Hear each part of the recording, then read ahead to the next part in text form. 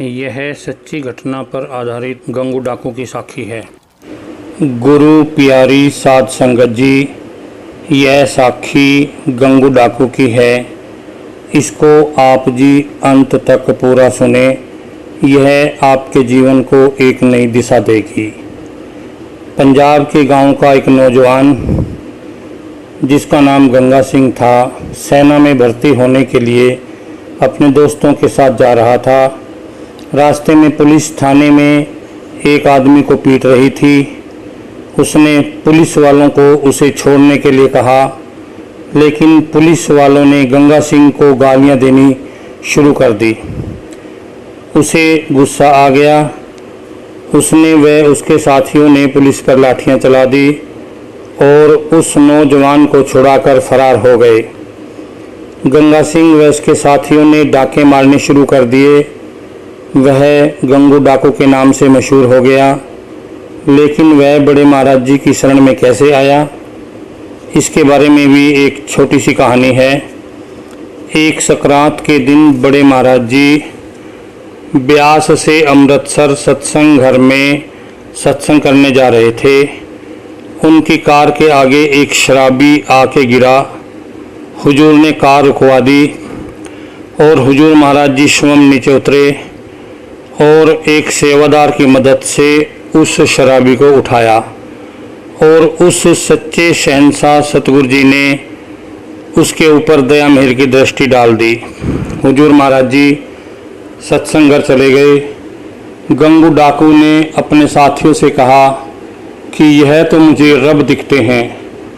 हुजूर महाराज जी के चेहरे के नूर से वह बहुत प्रभावित हुआ। वह भी अपने साथियों के साथ सत्संग घर चला गया।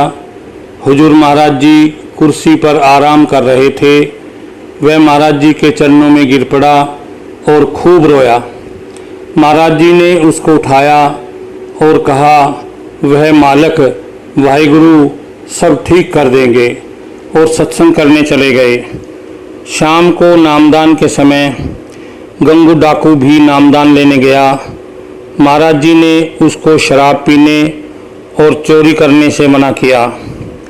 इसके बाद उसके जीवन में दो महत्वपूर्ण घटनाएं घटी और उन दोनों घटनाओं में सतगुरु जी बड़े महाराज जी ने उनको छुड़ा लिया। पहली घटना में वह चोरी करने गया। वहाँ जिस संदूक में से पैसे निकाल रहा था, उस पेटी में उसके हाथ फंस गए। वहाँ से सतगुरु जी ने स्वयं उस सच्चे पातशाह ने प्रकट होकर के उसके हाथ छुड़वाए और फिर उसको कहा, जा जल्दी यहाँ से निकल जा। और दूसरी घटना में उसके दोस्त उसे शराब पिलाने लगे। सतगुरु जी ने वहाँ से भी उसकी रक्षा की और उसको शराब नहीं पीने दी। इसके बाद उसने अपना सारा जीवन भजन सिमरन में लगा दिया। कभी कभी डेरे आकर हुजूर महाराज जी के ब्यास में दर्शन कर जाता था। 1948 में हुजूर के ज्योति ज्योत समाने के बाद उसने अपने आप को पुलिस के हवाले कर दिया। वहाँ जेल की कोठरी में उसने खूब भजन सिमरन किया। उसको फांसी की सज़ा हुई। उसकी अंतिम इच्छा थी कि उसका संस्कार डेरे में किया जाए।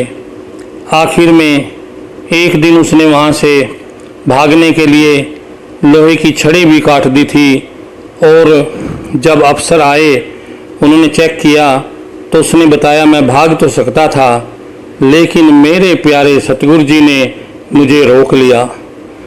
फांसी के बाद उनका अंतिम संस्कार डेरे में किया गया। उनका शव सतगुरु जी सरदार बहादुर जी की हजूरी में 1949 में उनका संस्कार किया गया।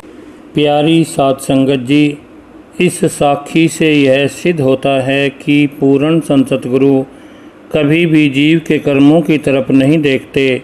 जीव चाहे कैसे कर्मों वाला है, अपनी दया की तरफ देखते हैं और सब पर हमेशा दया की बरसात करते रहते हैं। राधा स्वामी जी।